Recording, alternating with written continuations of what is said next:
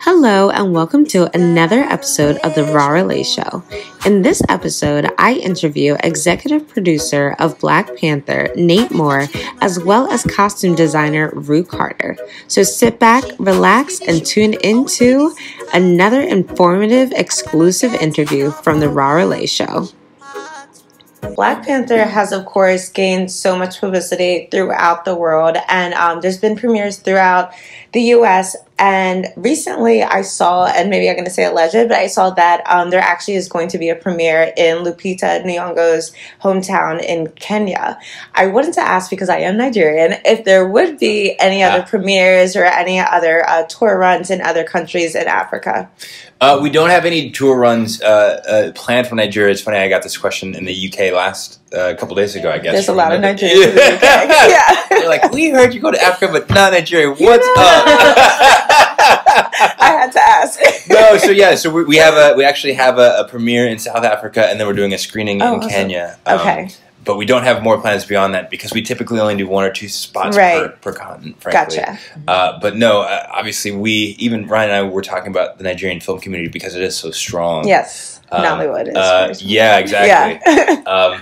But unfortunately, no plans right now. Okay. Yeah. So obviously the book is, not the book, the movie is based on the original comic, but there was a scene, and I don't want to give away too many spoilers before the actual movie comes out, but there was a scene in the Nigerian forest that kind of really resonated with me, and because they're actually the missing Chibok girls, that the girls that went missing from Chibok, and Boko Haram, the terrorist militant group. And so I honestly pulled a lot of similarities from that.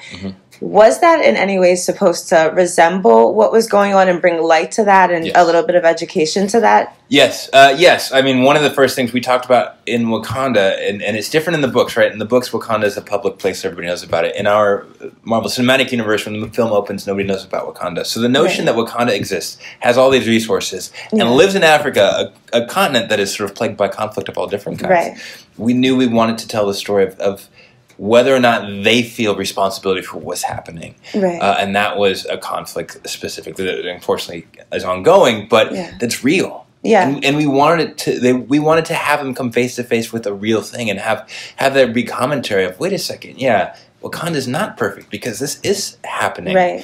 And they are not doing that much about it, and maybe they should. It would have been.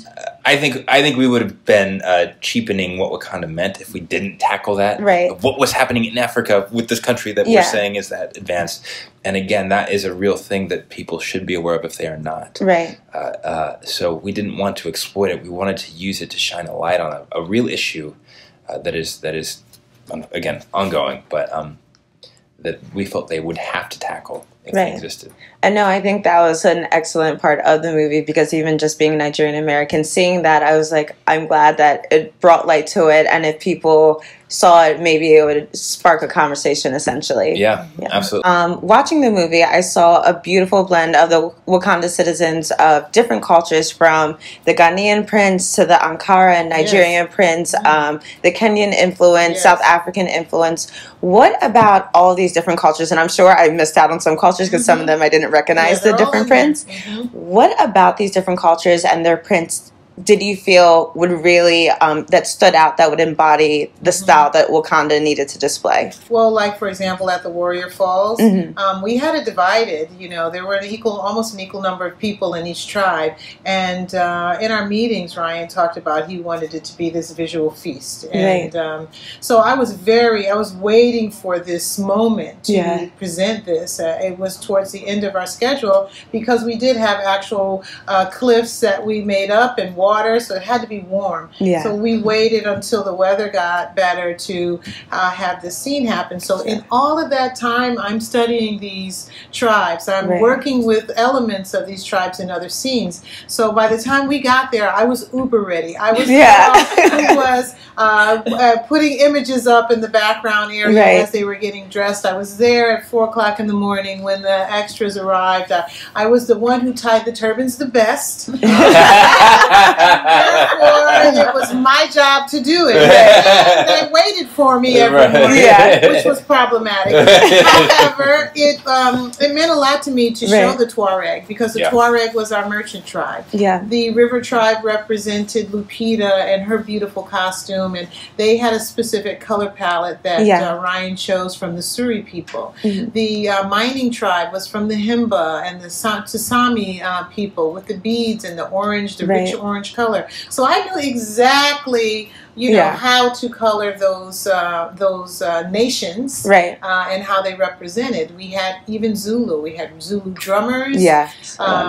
So, you know, in the midst of creating T'Challa and Killmonger and making sure that Zuri's had multiples because he's standing in a pool of water all day, there was this beautiful feast of tribal cultures that were all descending on the King's Challenge. And I feel like when I saw that, even in the trailers, and there's a lady on the cliffs and she's moving her dress, everyone, all of the background just loved their costumes, and they really, you know, wanted to be a part of this film. Thank you so much for tuning into this exclusive interview with executive producer of Black Panther, Nate Moore, as well as costume designer, Ruth Carter.